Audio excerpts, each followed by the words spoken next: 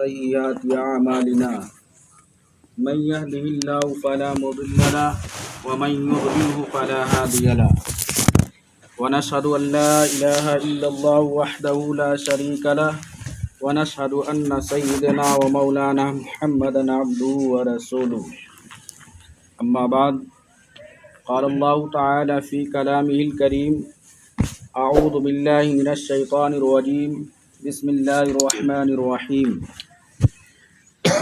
قل إن صلاتي ونسكي ومحياي ومماتي لله رب العالمين لا شريك له وبذلك أمرت وأنا أول المسلمين قال النبي صلى الله عليه وسلم من وجد ساعة لم يضحي فلا يقربن مصلانا او كما قال علیہ الصلاۃ والسلام۔ رب کی نعمت ہے بہت پیاری یہ عید الاضحیٰ، رب کی نعمت ہے بہت پیاری یہ عید الاضحیٰ، عید قربان یہ کہلاتی یہ عید الاضحیٰ، باپ بیٹے کی یہ یادوں کو سناتی ہر بار، باپ بیٹے کی یہ ہر باتوں کو سناتی ہر باب، ان کی یادوں میں سجی ساری یہ عید الاضحیٰ، یہ ابراہیم کی ایک خواب کا منظر سارا، یہ ابراہیم کی ایک خواب کا منظر سارا، خواب وہ پھر یاد دلاتی یہ عید الاضحیٰ۔ کیسے مشتاق تھے وہ قربان کے خاطر وہ ذبیح حضرت اسماعیل علیہ السلام کا لقب ہے، کیسے مشتاق تھے قربانی کی خاطر و ذبیح، یاد میں ان کی مگن یہ عید الاضحیٰ۔ مرتبہ اونچا ہے ان کا یہ سناؤ اظہر، مرتبہ اونچا ہے ان کا یہ سناؤ اظہر، جن کی سنت میں ہوا جان یہ عید الاضحیٰ۔ محترم سامعین کرام، ابھی میں نے آپ حضرات کے سامنے قرآن مقدس کی ایک آیت اور نبی پاک صلی اللہ علیہ وسلم کی مبارک حدیث پڑھی ہے۔ دعا فرمائے کہ اللہ تبارک و تعالی ہمیں صحیح بات کہنے اور ہم سب کو اس پر عمل کرنے کی توفیق عطا فرمائے۔ میرے محترم بزرگوں اور دوستوں، اللہ تبارک و تعالیٰ کا بہت بڑا احسان و کرم ہے، اس کا فضل ہے کہ اس نے ہمیں اور آپ کو اس مقدس اور تاریخی دن کی مناسبت سے جمع فرمایا۔ ہم سب یہ جانتے ہیں کہ اللہ تبارک و تعالیٰ نے ہمیں اپنی عبادت اور بندگی کے لیے پیدا کیا ہے، اور عبادت اہل اسلام کا تشخص ہے۔ ریاضت مسلمانوں کا امتیاز ہے، اور مجاہدہ مشقت اللہ والوں کا نمایاں وصف ہے۔ آپ دیکھیں اور غور کریں کہ جو شخص اللہ تبارک و تعالیٰ سے جتنا ڈرتا ہے اور اللہ تبارک و تعالیٰ کا جتنا محبوب اور مقرب ہوتا ہے، اس کی مشقتیں زیادہ ہوا کرتی ہیں اور اس کا مجاہدہ اعلیٰ ہوا کرتا ہے۔ چنانچہ حضرت آدم علیہ نبینا علیہ الصلاۃ والسلام سے لے کر نبی آخر الزماں جناب محمد الرسول اللہ صلی اللہ علیہ وسلم تک انبیاء کرام کی پوری تاریخ شاہد ہے کہ دین کی خاطر، اعلاء کلمت اللہ کی خاطر، احیاء دین کی خاطر انبیاء کرام نے جتنی مشقتیں اٹھائی ہیں، ہم اور آپ اس کا تصور نہیں کر سکتے ہیں۔ ان کی ہر ادا عبادت سے متصف تھی، ان کا ہر عمل عبادت تھا، اور وہ انبیاء کرام حضرات اس قرآن کریم کی اس آیت کریمہ کے حقیقی مصداق تھے۔ وما خلقت الجن والانس الا لیعبدون، خود نبی پاک صلی اللہ علیہ وسلم کے زبانی کہلوایا گیا، قل ان صلاتی ونسکی ومحیای ومماتی للہ رب العالمین۔ اے پیارے نبی جی، آپ کہہ دیجئے میری نماز، میری قربانی، میرا مرنا، میرا جینا سب اللہ تبارک و تعالیٰ کے لیے ہے۔ میرے محترم بزرگوں اور دوستوں، یہ عید الاضحیٰ جسے ہم بقرعید کے نام سے جانتے ہیں اور یاد کرتے ہیں، انہی انبیاء کرام میں سے 2 جلیل القدر پیغمبروں کے امتحان کا نتیجہ ہے۔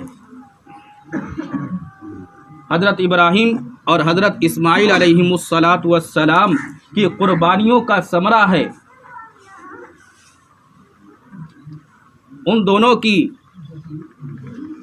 امتحان خداوندی کی تیاری اور اس کی شاندار کامیابی سے اللہ تبارک و تعالیٰ کو اتنی خوشی ہوئی کہ سنت ابراہیمی کو قیامت تک زندہ رکھنے کے لیے امت کو حکم دیا گیا۔ اب دیکھیں اور اللہ کی قدرت کا کرشمہ تو دیکھیں کہ اللہ تبارک و تعالی ہمیں 2 دن خوشی کے اظہار کے لیے دیتے ہیں، اور دونوں بہت ہی اہم اور بڑی عبادت کی تکمیل کے بعد عطا کرتے ہیں۔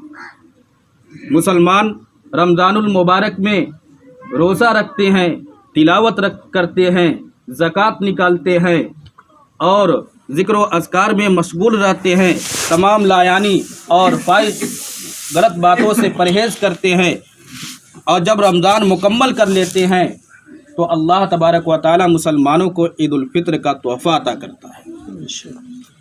اور وہی مسلمان جب سفر کی صعوبتوں کو، مشقتوں کو برداشت کر کے حج بیت اللہ کی اہم عبادت کرتے ہیں اور اپنے خون پسینے کی کمائی سے پیسہ خرچ کر کے اس حج کے فریضے کو انجام دیتے ہیں، تو اللہ تبارک و تعالی نے اس فریضے کے انجام کے بعد یہ ہمیں عید الاضحیٰ کا تحفہ عطا کیا۔ اور اللہ تبارک و تعالیٰ نے حکم فرمایا کہ جس طریقے سے تم عید الفطر کی خوشی مناتے ہو صدقۃ الفطر نکال کر کے، ایسے ہی قربانی کے خوشی کا اظہار بناؤ قربانی کر کے۔ میرے محترم بزرگوں اور دوستوں، حضرت ابراہیم علیہ السلام کے واقعات بہت لمبے اور چوڑے ہیں،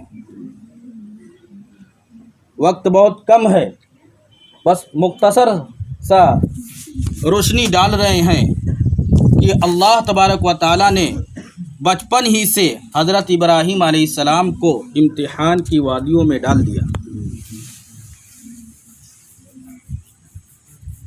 سب سے پہلا امتحان کیا تھا کہ حضرت ابراہیم علیہ السلام ایک بت پرست اور ایک کواکب پرست گھرانے میں پیدا ہوئے اور کواکب پرست قوم میں نشو و نما پائی۔ سب سے پہلے اللہ تبارک و تعالیٰ نے حکم دیا، اے ابراہیم، پہلے تو اپنے والد آزر کے گھر پہ جاؤ، اپنے والد کے سامنے ہماری خدائی کا، ہماری وحدانیت کا اعلان کرو، پھر نمرود کے دربار میں جا کر میری وحدانیت اور حقانیت کا اعلان کرو۔ چنانچہ حضرت ابراہیم نبی علیہ السلام اپنے والد صاحب کے پاس جاتے ہیں اور ان پتھروں کو جنہوں نے وہ اپنے ہاتھوں سے گڑھ رکھا تھا ان کی پوچھتے تھے، ان کے بارے میں کہا، یا ابت لما تعبد ما لا يسمع ولا يبصر ولا يغني عنك شيئا، اے ابو جان، آپ ان بے جان پتھروں کی کیوں پوجا کرتے ہیں، کیوں ان کی پرستش کرتے ہیں؟ یہ آپ کو نہ تو نفع پہنچا سکتے ہیں نہ نقصان پہنچا سکتے ہیں۔ یہ آپ نے ان کے آنکھ بنا دیے، یہ آپ کو دیکھ نہیں سکتے، آپ نے ان کے ہاتھ بنا دیے، اس ہاتھ سے آپ کو کوئی فائدہ نہیں پہنچا سکتے ہیں۔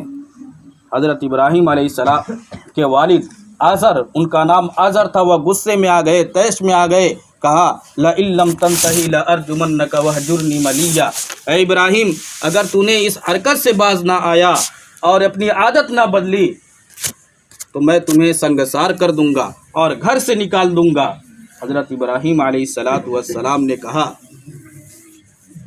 ابو جان، مجھے کوئی پرواہ نہیں ہے، میں آپ کے بھگانے سے پہلے میں چلا جا رہا ہوں۔ بہرحال حضرت ابراہیم علیہ السلام باپ سے جدا ہو گئے اور رفتہ رفتہ آہستہ آہستہ ان کی عمر 80 سال کی ہو گئی۔ آپ بتائیے، غور کریے کہ جو آدمی 80 साल का हो जाए اور اس کے پاس کوئی اولاد نہ ہو، بڑھاپے کا کوئی سہارا نہ ہو، اس کے دل پر کیا گزرے گی؟ کیسے زندگی گزارے گا؟ حضرت ابراہیم علیہ السلام کو بڑھاپے میں یہ خیال آیا کہ اب تو میں بوڑھا ہو گیا ہوں، ہماری دیکھ ریکھ کون کرے گا؟ بڑھاپے کا سہارا کون بنے گا؟ نبی تو تھے ہی، نا امیدی خلاف شان تھی۔ فوراً اللہ کے دربار میں ہاتھ اٹھا کر عرض کیا، ربی حب لی من الصالحین، اے اللہ مجھے ایک نیک صالح اولاد عطا فرما۔ اللہ تبارک و تعالی نے حضرت ابراہیم علیہ السلام کی دعا کو قبول فرمایا اور کہا، فبشرناہ بغلام حلیم، اے ابراہیم تو نے نیک اور صالح اولاد مانگا تھا، میں نے اسے نیک اور صالح کے ساتھ ساتھ حلیم اور بردبار بھی بنا دیا۔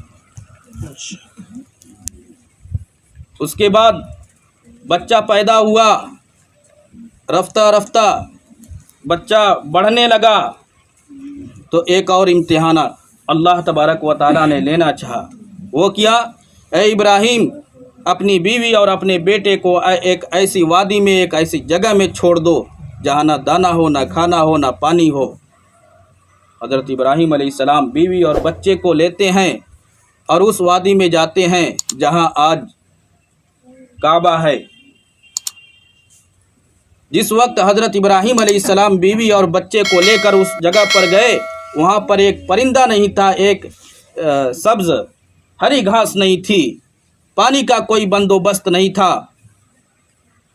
اور پھر وہاں سے حضرت ابراہیم علیہ السلام اللہ کے حکم سے بچے اور بیوی کو چھوڑ کر جانے لگے، تو بیوی نے کہا کہ اے ابراہیم آپ مجھے چھوڑ کر کہاں جا رہے ہیں؟ آپ کو معلوم نہیں یہاں نہ دانا ہے، نہ کھانا ہے، نہ پانی ہے، کیسے ہم زندگی بسر کریں گے؟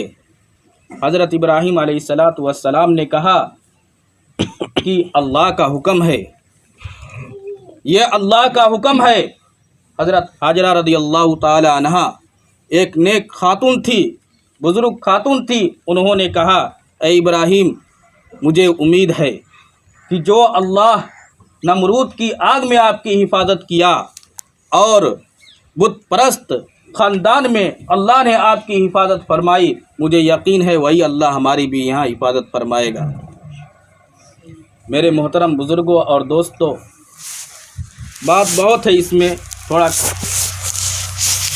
مختصر کر کے بتاتا ہوں کہ بچہ جب سہارے کے لائق بنا تو پھر اللہ تعالیٰ نے ایک امتحان لینا چاہا۔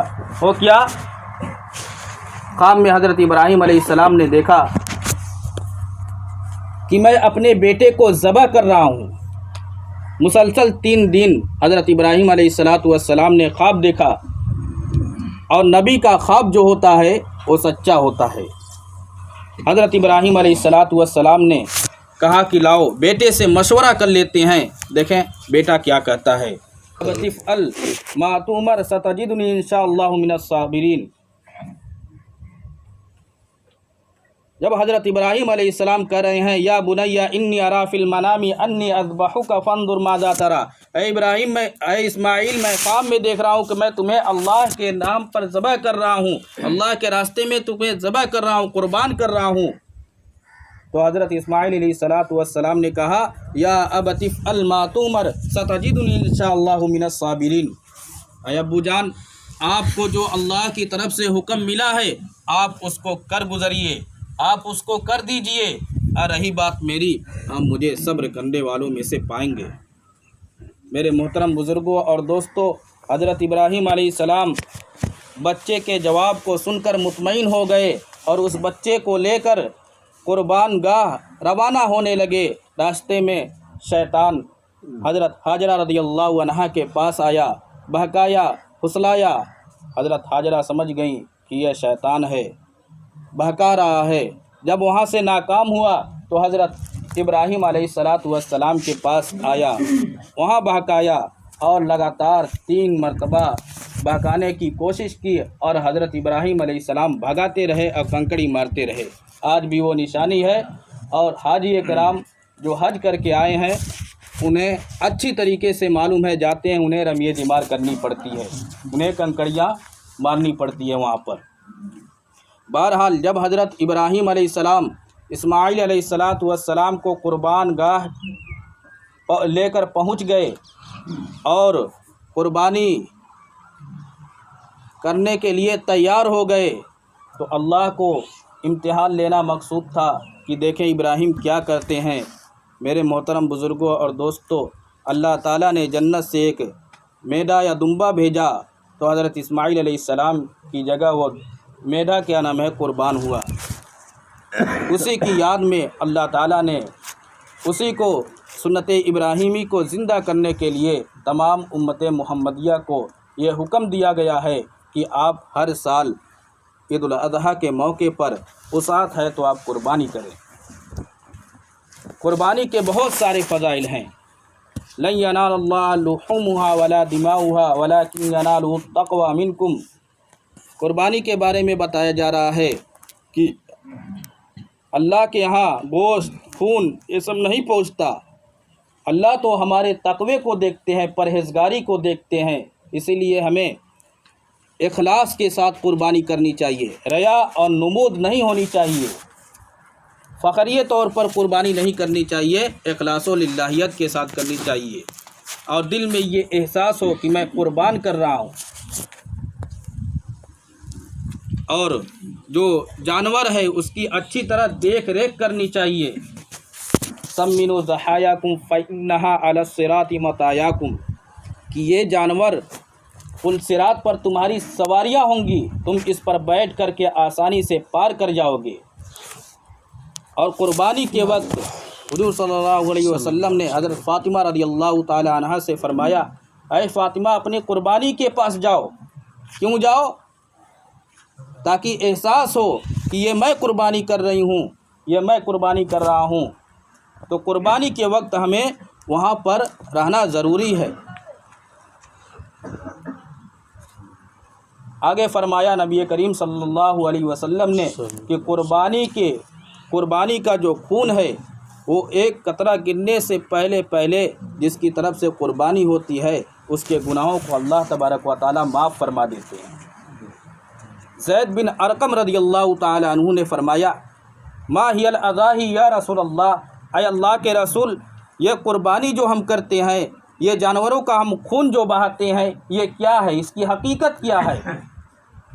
رسول اللہ صلی اللہ علیہ وسلم نے فرمایا، یہ سنت ابیکم ابراہیم، یہ تمہارے جد امجد حضرت ابراہیم علیہ السلام کی سنت ہے۔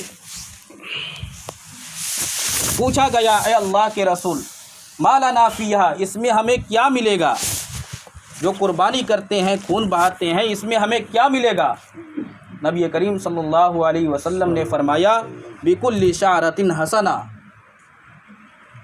ہر بال کے بدلے نیکی ملے گی۔ آپ اندازہ لگائیے، ایک بکرا ہے، اس کو ہم قربان کر رہے ہیں، اس کے اندر کتنے بال ہیں ہم گن نہیں سکتے ہیں۔ تو اسی لیے ہم قربانی کریں، اخلاص و للہیت کے ساتھ کریں اور صفائی کا خاص خیال کریں۔